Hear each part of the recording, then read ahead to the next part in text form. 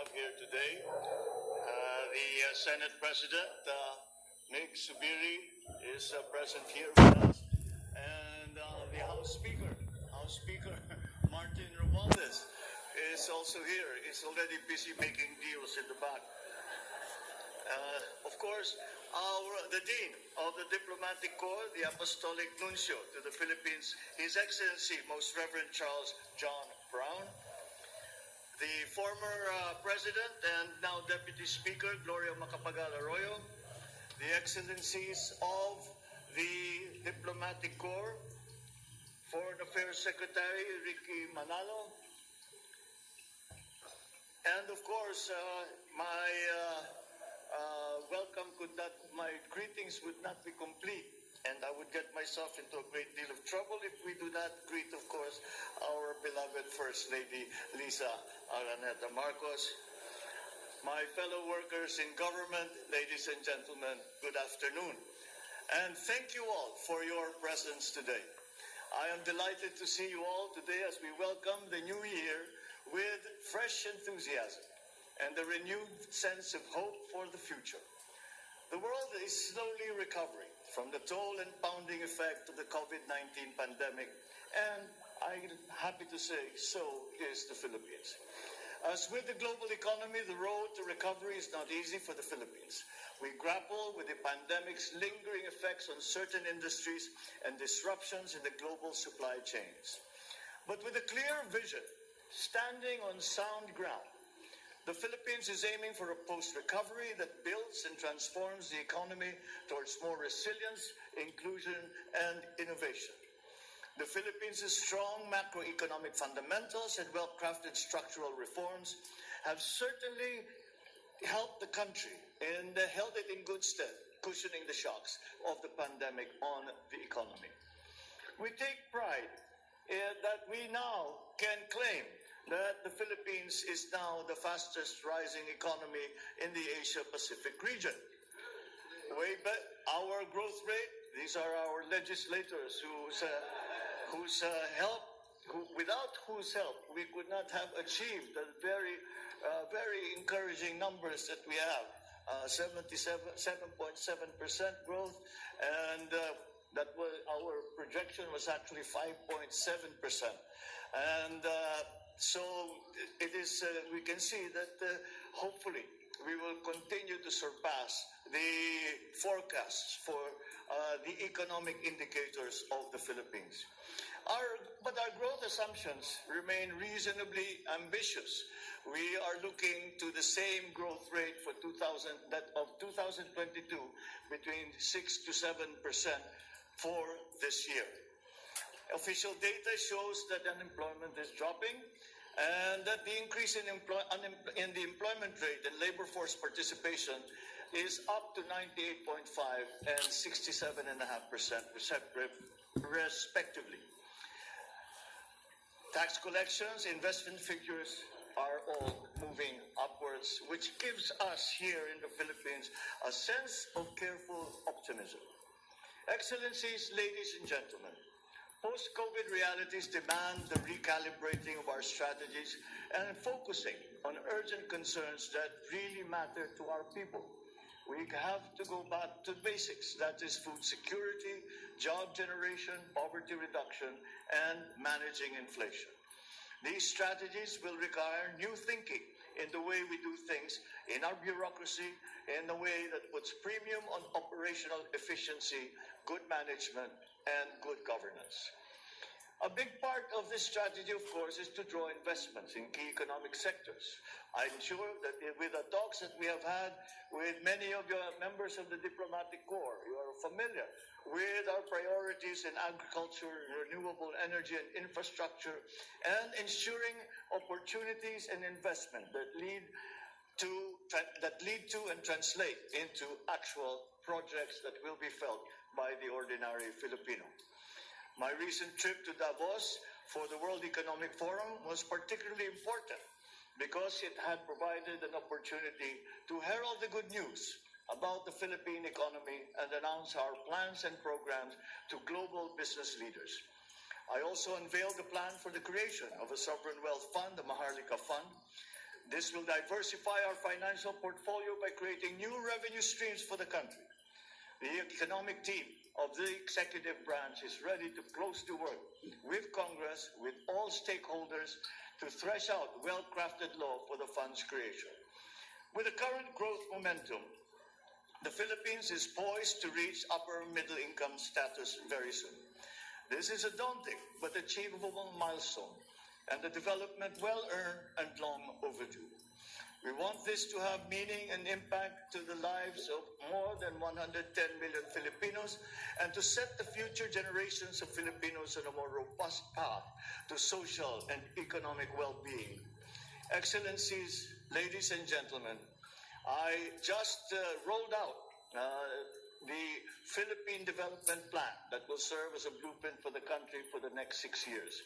It's a plan for economic and social transformation. I urge our friends in the diplomatic community to work with us in achieving our development goals as laid out in the plan through partnerships and cooperations with your respective governments and also your private sectors. Let us discuss opportunities where our countries can participate to the mutual benefit of the Philippines and your countries. While our time and resources are focused on managing domestic affairs, this administration continues to attach great importance to our external relations. For our foreign policy is one that pursues international engagements on the basis of our national interest and in cognizance of the interest we share with fellow nations in pursuit of peace, security, and prosperity. ASEAN continues to be a cornerstone of Philippine foreign policy. We aim to elevate relations with our bilateral and multilateral partners. We are a staunch champion of multilateralism and remain invested in working with partners in building a stronger United Nations, one that is more fair, more constructive, more united. The Philippines counts on your support for our candidature for a non-permanent seat in the UN Security Council for the term 2027 to 2028. You will excuse my little bit of campaigning for the Philippines and our membership. The Philippines bid stands on the strong foundation of our well-recognized contributions to the shaping of a global rules-based architecture that places people and human dignity at the center and respects the sovereignty of nations. The legacies of the Philippines as a responsible global citizen, I dare say, are solid. On this note, may I invite everyone to join me in a toast.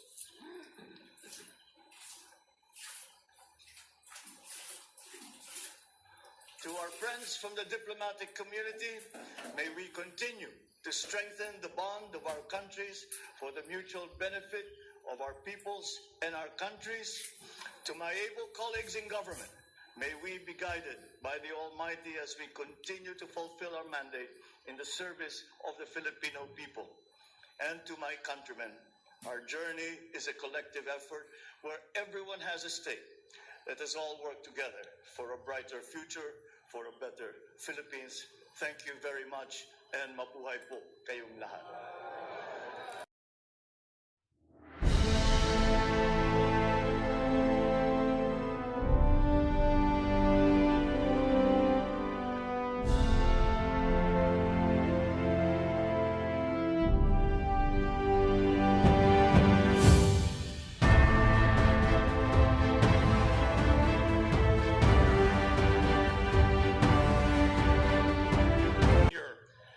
President of the Republic of the Philippines, Mrs. Louise Araneta Marcos, First Lady, Honorable Secretaries of the Cabinet, officials of the Department of Foreign Affairs, Your Excellencies, the ambassadors and heads of mission accredited to the Republic of the Philippines. It is not only an honor, it is indeed a joy for me to speak this evening on this happy occasion. The resumption after a long hiatus of the traditional exchange of New Year's greetings between you, Mr. President, and the diplomatic corps accredited to the Philippines here in this historic and beautiful Malacanyang Palace. Your Excellency, Mr. President, for us in the diplomatic corps, the custom of exchanging New Year's greetings with you each year is deeply cherished. because in addition to expressing our esteem for you, it also gives us the opportunity to express our thanks to you, to the government, and indeed to all the people of the Philippines for the kindness we experience every day in this beautiful country. A warm welcome, a gracious hospitality, and availability to give assistance. These are the characteristics of the Filipino people, and for that we are very grateful. Your Excellency, please permit me also this evening to recognize with sincere appreciation the work of the men and women of the Department of Foreign Affairs, His Excellency Enrique Manalo, the Secretary, all of whom, with whom we, the diplomats accredited to the Philippines, interact on a daily basis, and it is always a pleasure to collaborate with them. The year 2023 begins with lights and shadows. On the positive side, there is the hope that after 3 very difficult years, the COVID-19 pandemic may finally be coming to an end. On the negative side, we see in Europe the return of the tragedy of military conflict with a real danger of escalation.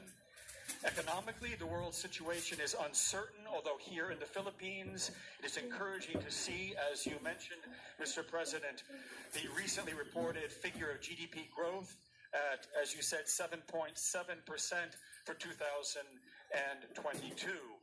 As you noted in your speech at the General Assembly of the United Nations last September, the value of harnessing our people's talents by creating a robust and creative economy is central to the program of your government, and you pledge to continue to work with partners in promoting this at the international level. An economy that is vibrant and that provides opportunities for all, especially for the poor and marginalized. That is what is desired, and the Diplomatic Corps assures you of our support for this goal in the new year 2023 and beyond. And so, Your Excellency, it is an honor for me to express on behalf of all the members of the Diplomatic Corps our heartfelt best wishes for a new year blessed by peace, prosperity, mutual understanding, and global solidarity. And now, dear friends, may I ask all of you to join me in a toast.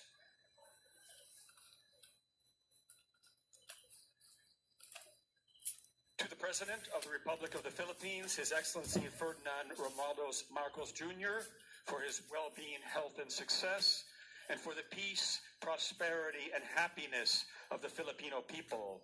Mabuhay. Cheers.